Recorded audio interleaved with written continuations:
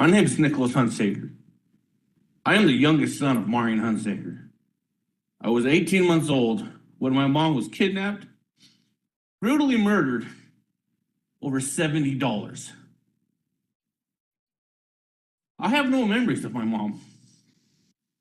I have one picture of her and I together. I have one picture. I was robbed of almost 40 years of pictures and memories with my mom. My children, my mom, and memories with my mom.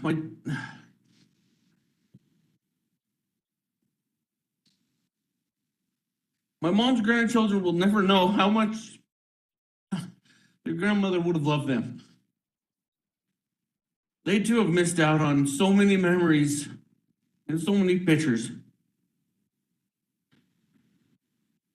They'll never get to feel her love. My oldest son, Jacob, very willing to help anyone. My youngest son, Michael, or my middle son, Michael, he's a lot like me when I was growing up, bit of a wild child. My oldest daughter, Addison, is a very talented cheerleader. She's a high school cheerleader now.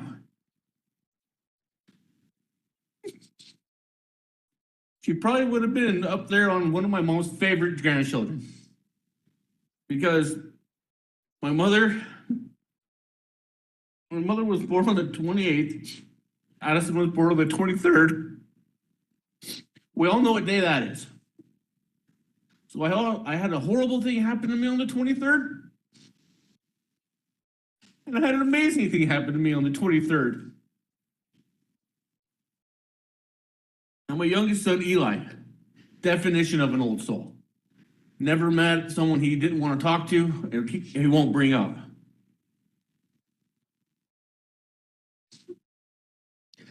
My youngest daughter, who is named Maurine Hunsaker, very skilled on a horse. Won many competitions at her last horseback riding events. However, their grandma will never get to see any of this because she was taken from them. For almost 40 years now, we have been waiting for justice. And each time we start to get close, something else comes up and it doesn't happen. I am a veteran. I served one combat tour in Iraq.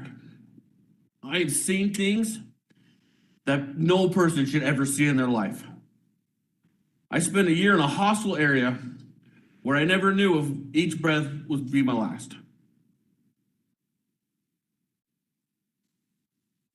I served alongside great people.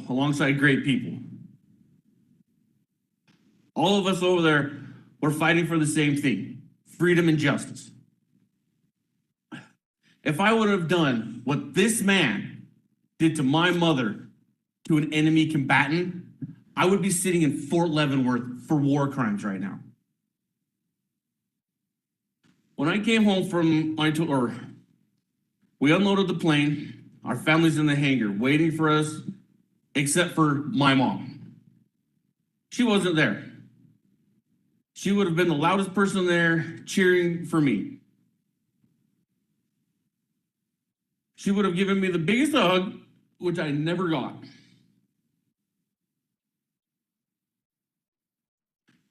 We go through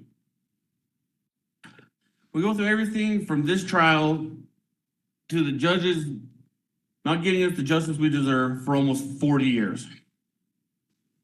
I do not believe for 1 minute that this man has the dementia he claims. I do have post-traumatic stress disorder and a traumatic brain injury. Going by his experts, I have all the same stuff he's got. If I don't put my keys in the exact same place every day, I'll lose them.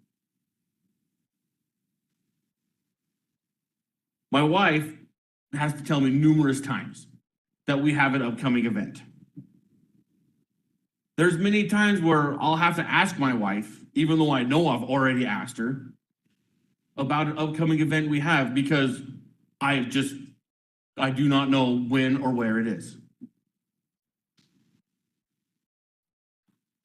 I don't use these as a crutch or try to get out of my responsibilities. I own them, I deal with them. Yes, it is really hard and aggravating at times, but I do what I'm supposed to do. Mr. Menzies took everything from an 18-month-old child. I know this because I see my own children at that age, and their lives revolve around their mother. She is everything to them and me. I can't help but think that this parole board, if they wouldn't have granted him parole in the first place in the 80s, my mother would still be alive today. I know it wasn't the people on the board right now, but it was this board that set him free in the beginning. Justice in this country is supposed to be fair and swift, not take almost half a century. This man has already been granted leniency once before, and we all know what happened when he was granted that. This man is not dumb. He is very smart. He knows how to play the system. He knows what he has to do to stretch it out for a little bit longer. My grandmother never got to see justice that we all ask for here today. It is time for the family to have some closure that we all have been waiting for. It is this board can get us the closure that we need. In conclusion, I ask that you give me and my family the justice we deserve. Thank you.